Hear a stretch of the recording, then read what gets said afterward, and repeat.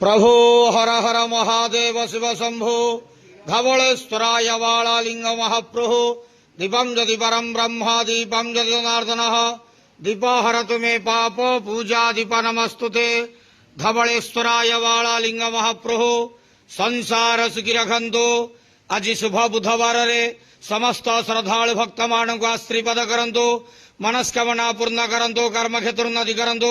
ग्रहरिष्ट खंडन करंतु जगतर मंगल करंतु विश्वर कल्याण करंतु आपणकर नाम प्रकाश करंतु सेवकर डाक श्रवण करंतु समस्त गुआवसा भक्त मानकर मनस्कामना पूर्ण करंतु जो जो भक्त माने आपणक पाखरे मानसिक रखिछंती तांका मानसिक पूर्ण करंतु बाबा धवलेश्वराय वालालिंगाय नमो नमः संसार सुखी रखंतु आनंद के वार हरि बोलो आज शुभ बुधवार रे समस्त श्रद्धालु भक्त मानक आश्रीपद करंतु आनंद के वार हरि बोलो बाबा धवलेश्वराय वालालिंगाय नमो नमः।